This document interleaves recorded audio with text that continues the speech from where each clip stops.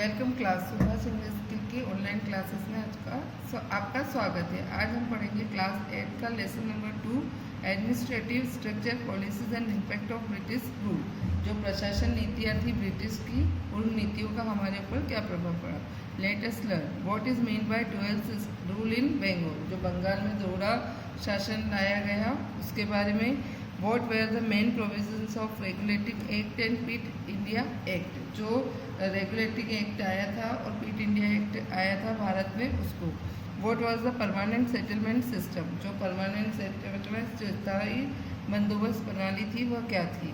Economic politics of British rule and demat. जो अर्थव्यवस्था अपनाई गई, अर्थव्यवस्था की नीतियाँ अपनाई गई जिसमें ब्रिटिश रूल शामिल थे, उसके क्या दुष्परिणाम हुए। What were the objectives of reforms made by the British rule? जो यह शासन द्वारा सुधार किए गए उसका क्या उद्देश्य था। East India company showed the exit door to its rival French company by begging Carnatic was the company established supremacy over Bengal, Bihar, Odisha, Awadh and Mughal emperor after the battle of Plassey and Buxar. The company got Diwani rights in Bengal, Bihar and Odisha by the Allahabad Treaty. Now they become administrators from traders. The ambitions of the company kept on soaring and brought to South India under control after Mysore war, and on the other hand defeating Marathas. They established their power in North India also. Those states which were not under its control fell under this supremacy as the company signed alliances with the former. By 1857 the whole of India directly or indirectly was under the control of British rule. अब जो था कर्नाटक में जो था एक French company लाई गई जो कि किसके बाद थी, कार्नाटिक वार के बाद। उसने क्या किया, प्लासी और बक्सर में अपने युद्ध चलाए। उड़ीसा, अवध और जितने भी हमने शहर पढ़े हैं ये सभी उसके साथ प्रशासक बन गए। कंपनी की महत्वाकांक्षा की वृद्धि होती गई। उसका उद्देश्य यह था कि वह सभी मराठाओं को पराजित कर कर उस पर अपना उत्तराधिकार ले लेकिन ऐसा नहीं हुआ। और उसके बाद संधि कर कर उन्होंने सन 1857 में संपूर्ण भारत पर प्रत्यक्ष और अप्रत्यक्ष रूप से पूरी तरह से नियंत्रित किसका हो गया था, ब्रिटिश रूल का, ब्रिटिश साम्राज्य का। The trading company taking advantage of India political condition gained power, but the skills of the company's officials were unfit for administration, being used to trading and lacked governing acumen. The staff was half literate, unforesight, dishonest and greedy. Hence the staff who come here as clerks and brokers now needed to prove their diplomatic foresightedness. The company relied on this staff administrative works and hence the company made the laws frequently. इस प्रकार लाभ कमाने के उद्देश्य से जो व्यापारिक और राजनीतिक स्थितियां लाई गई उसका लाभ उठाकर, लेकिन इसका जो सत्ता थी उसके मूल चरित्र पर भी प्रभाव पड़ा। वही व्यापारी तथा दलाल हो गया। जो दूरदर्शी अशिक्षित कर्मचारी थे वह धन के लालची होते गए और इनके साथ कर्मचारियों के प्रति व्यवहार में भी दक्षता और चरित्र में प्रशासक का व्यवहार के साहित्य में नीति कौशल आवश्यक हो गया। ईस्ट इंडिया कंपनी ने अपने कर्मचारियों से प्रशासक का कार्य लेना जिसके समय समय पर नियम को पारित किया गया। Efforts were made to control despotic natures of the company officials. They were taught to be the administrator. Few literate officials and staff were from England. Despite their character showed no change, and they were not ready to give up their trading tilt, and this proved fatal for Indian people. The company staff robbed the Indian traders, farmers, artists, and kings. कर्मचारियों के स्वचरित्र पर अंकुश लगाने के लिए प्रशासक का व्यवहार करना सिखाया गया। साथ ही जितने भी कर्मचारी थे जो थे उनके साथ अच्छी नीति अपनाई गई और उनको फिर वहाँ से इंग्लैंड भेजा जाने लगा। Despite the character no change, उनके व्यवहार में कोई चेंज नहीं आया। वे are not ready to give up trading till, वह किसी भी तरह हमारे व्यापार को छोड़ना नहीं चाहते थे। कंपनी के कर्मचारियों ने भारतीय किसानों को और तस्कर आर्टिस्ट को, राजाओं को और यहाँ तक कि व्यापारियों को भी सभी को पूर्ण रूप से लूटा था। नेक्स्ट हेडिंग है डुअल रूल इन बंगाल। जो बंगाल में दोहरा शासन आया वो किस कारण। तो after the Buxar war the company signed Allahabad treaty with Mughal emperor Shah Alam with provided them diwani rights in Bengal, Bihar and Orissa. With this rights, the company had hold over the total revenue of Bengal. The Nawab of Bengal Nizamuddin also handed over rights of Nizamat to the company, but the latter was not ready to bear such onerous responsibility. The company wanted its control over treasury and army only. Robert Clive was the governor of Bengal. He noted it well. The company was not so efficient that it could carry on Deewani and Nizamat works fourth. अब क्या हुआ कि जब बक्सर का युद्ध समाप्त हुआ, उसके बाद जब मुगल सम्राट इलाहाबाद की संधि कर ली, जिसके अनुसार बिहार और उड़ीसा को भी उसमें शामिल कर लिया गया, लेकिन उसके बाद भी क्या हुआ कि उनके अधिकार की जो राजस्व अधिकार था वह पूरी तरह उसका हो गया। लेकिन बंगाल में जो निजामुद्दौला ने इस दोनों ही कंपनियों को सौंपे गए, लेकिन उसका कंपनी का दायित्व बड़ा होने के कारण वह उसको ढंग से नहीं चला पा रहे थे। तो उसके बाद जो रॉबर्ट क्लाइव थे, उन्होंने अपना कोष पर अधिकार चाहा और रॉबर्ट क्लाइव ने दोनों ही कंपनी निजामत और दीवानी दोनों का कार्य देखने लगे। Clive was clever, so he left the Nizamat for Nawab of Bengal and took Diwani rights in his hand. अब क्लाइव जो थे वो होशियार थे, उन्होंने निजामत को नवाब ऑफ बंगाल के पद से हटा दिया और वो उसका सारा कार्य जो अधिक राइट्स थे, दायित्व थे, वो सब अपने हाथ में ले लिए। Nizamat means to govern, to maintain peace and protections from outer force and फौजीदारी work remain with the Nawab of Bengal. The company appointed Raza Khan as the Naib Diwan of Bengal, and Sitab Rai was entrusted the same tasks in Bihar. The expenses of Nizamuddin, maintenance of the collected of revenue and the remaining money was deposited in the treasury of company. Thus, the powers of Bengal was divided between company and Nawab. This system was known as dual rule system. तो जो इनके पास कार्य देखे गए, तो Clive ने काफ़ी सोच विचार के बाद निजामत को वहाँ पर नवाब के रूप में छोड़ दिया और दीवानी का उत्तरदायित्व अपने ऊपर ले लिया। उसके बाद जब राजस्व भूमि कर वसूल करने के लिए उन्होंने रजा खान को अपने साथ शामिल किया गया, जिसे उनको नायब का दीवान नियुक्त किया गया। प्राप्त राजस्व में से निजामत का व्यय निकालने के बाद जो बचा हुआ खर्च था और मुगल सम्राट को पेंशन देने के बाद जो ट्रेजरी बच जाती थी, इस पर प्रकार बंगाल की शक्ति तथा नवाब के बीच विभक्त हो गई। मतलब दोनों ने अपने अपने अलग करने का निर्णय लिया। And nawab this system was known as dual system. तो इस सिस्टम को बंगाल का दोहरा सिस्टम लाया गया, क्योंकि दो मत हो चुके थे, दो लोगों से जो शासन से दो तरफ से उनसे कर वसूला जा रहा था। डीमेरिट्स ऑफ ड्यूअल गवर्नेंस, जब दोहरा शासन प्रणाली आई तो उसके क्या दुष्परिणाम हुए।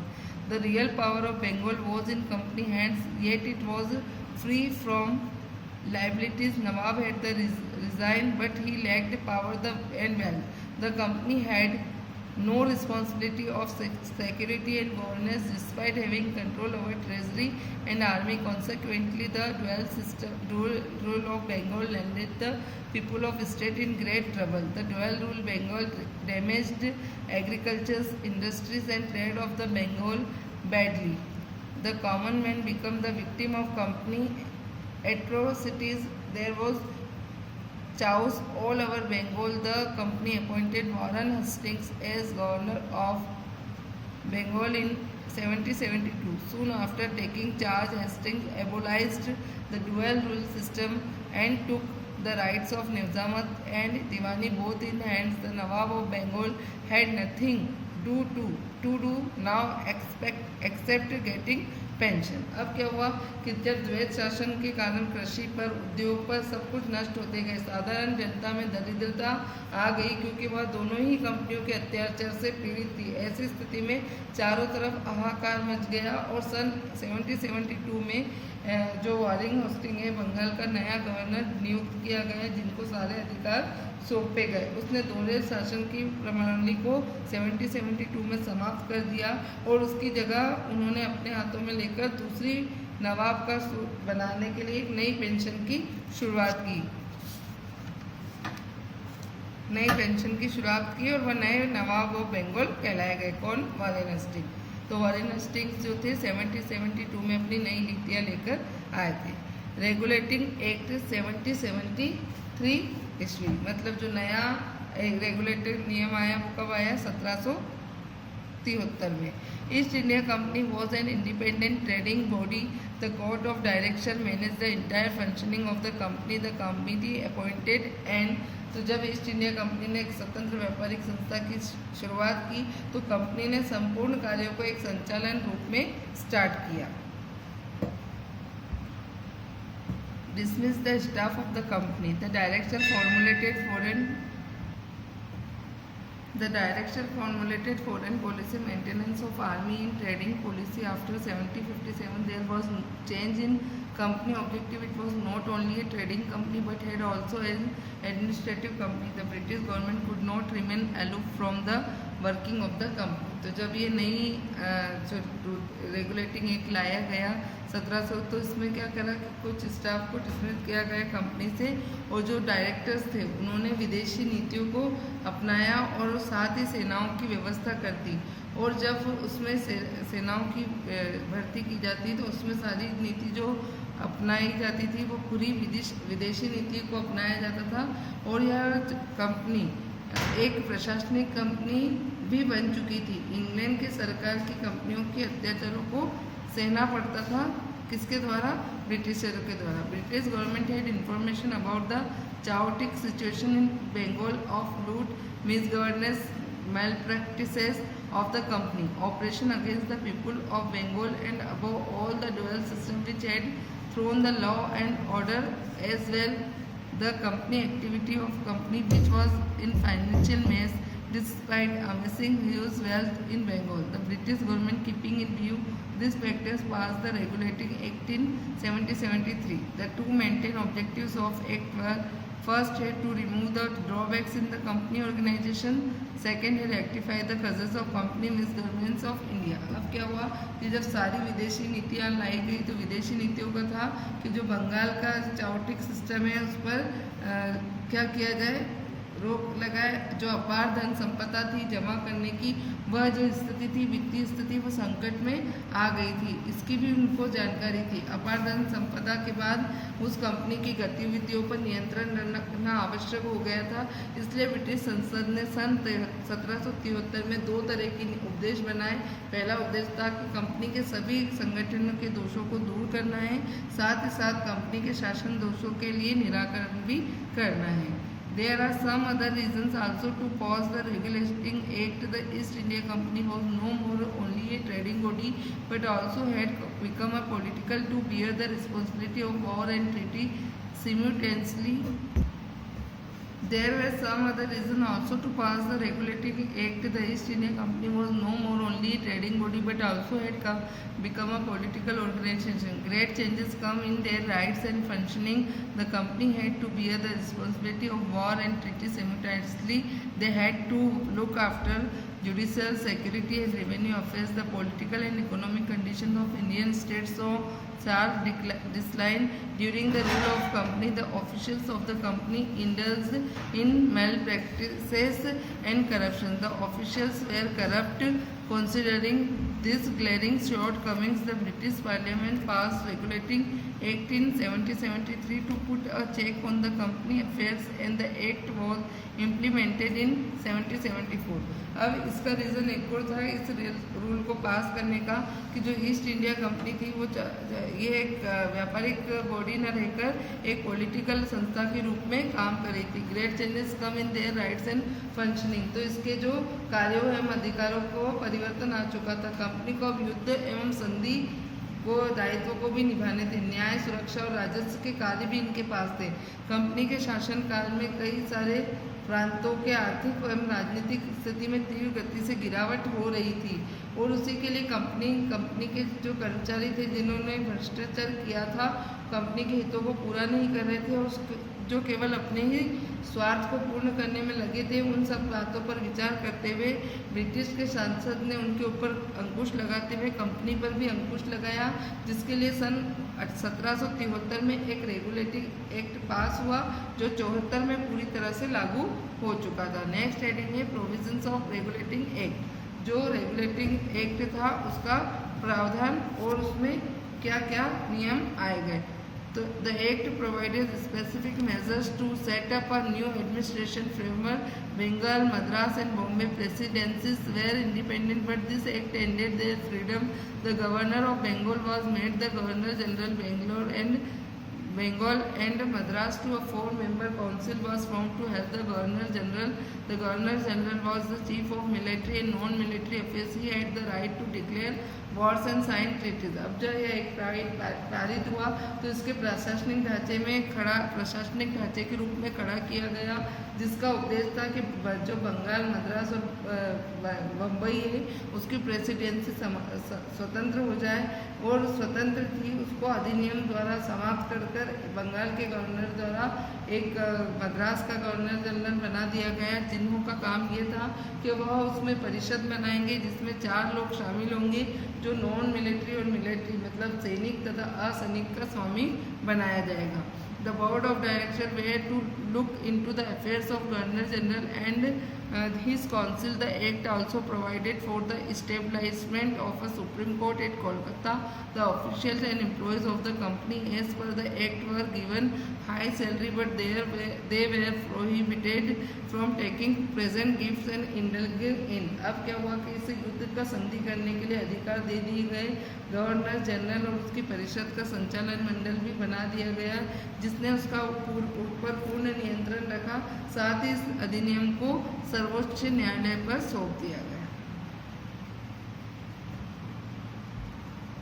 नेक्स्ट है डीमेरिट्स ऑफ द एक्ट। जो एक्ट आया था उसमें क्या कमियां थी? This was the first interference of by British parliament in the company affair. There was possibility of improvement in the company working style, but soon its demerits surfaced. Governor general and his council often clashed. It was too difficult to take any decision. The supreme freedom of Governor General was curbed. The Supreme Court was established, but its jurisdiction was not fixed. The areas of administrative and judicial rights were not clear. The Governor General did not have sole rights over other presidencies.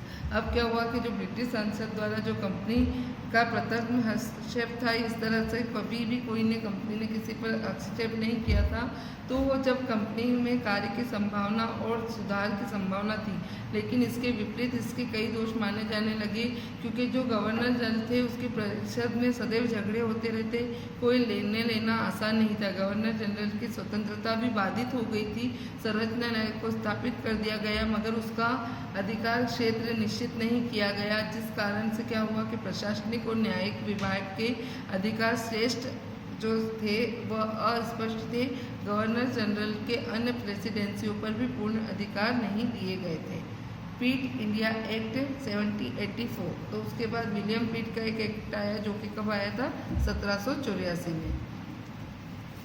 To remove the shortcomings of regulating act and to make the administration of the company in India efficient and responsible, the British Prime Minister William Pitt got the Pitt India Act passed in 1784। Regulatory act को दोष करने के लिए, दूर को करने के लिए, प्रशासन को कुशल बनाने के लिए तथा उसको उत्तरदायित्व को पूर्ण करने के लिए, कार्य प्रणाली को सुधारने के लिए एक पारित हुआ जिसे पीट इंडिया नाम दिया गया, जो कि कब पारित हुआ? 1784 में। The act which gave the British government supreme control over the company affairs and it administration in India 1784 is known as Pitt India act. हम तो उसको किस नाम से जाने जाते हैं? पीट इंडिया एक्ट या पीट इंडिया एक्ट संधि के नाम से। Characteristic of Pitt India act, जो इसकी विशेषताएं थी क्या रही?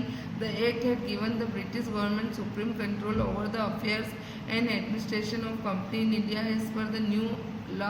ए 6-member board of control was establish. अब जो इसमें जो कंपनी का जो आया ये एक्ट, उसमें क्या कहा कि ब्रिटिश सरकार को अधिक नियंत्रण लेने का अधिकार है। साथ में इसमें 6 लोगों की एक कमिटी बनाई जाएगी। The board of control was to guide and control the work of the court of the directors and the government of India. The board of control was interested with the task to control the affairs of government of India, army and revenue. The board was given paramount rights regarding inspection, direction and control of Indian administration। अब जो भारत के शासन में सेना, संबंधी तथा लगन संबंधी जो मामले बनाए गए, उन सबको ये 6 लोग जो देखते थे, सारे इन्हीं का नियंत्रण कायम कर दिया गया। बोर्ड ने भारतीय प्रशासन के नियमों को संबंध में निरीक्षण, निर्देशन तथा नियंत्रण के सभी अधिकार उन्हीं को दे दिए थे। The Act restricted company was from indulging in welfare in India. The Act clearly mentioned the expansion of rule was against the policy, honor and will of his nation, but the English flouted it. From 1784, the Governor General became in fact the real ruler of India. He governed the country through army, police, government official and judiciary. अब इस अधिनियम में महत्वपूर्ण बात यह थी कि भारत के कंपनी में आक्रामक जो युद्ध थे, उनके युद्धों पर नियंत्रण कर दिया गया था। इस एक्ट में कहा गया था कि जो भारत में साम्राज्य का विस्तार है, वह इसकी इच्छा है, सम्मान की नीति के विरोध है, लेकिन इसका पालन अंग्रेजों ने नहीं किया। 1784 में गवर्नर जनरल ने एक शासक की भूमिका निभाई, जो कि एक सेना, पुलिस अधिकारी, कर्मचारियों तथा न्यायपालिका का काम भी देखता था और शासन चलाता था।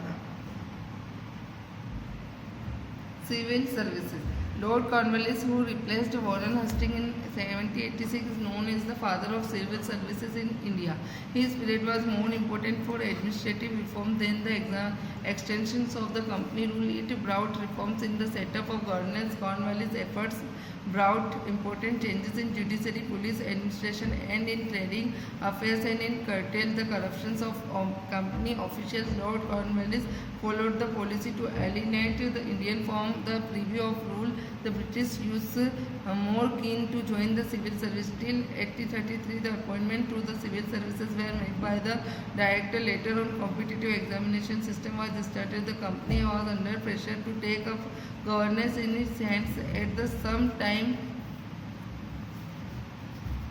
it was important for them to know Indian customs and cultures, to train the young recruits to the civil services. The Fort William College was started in Calcutta in 1801. Later on, for the same purpose, the East India College was set up in Britain. अब क्या था, जो ये civil service का प्रारंभ हुआ, भारत में civil service का जनक किसको कहा जाता है?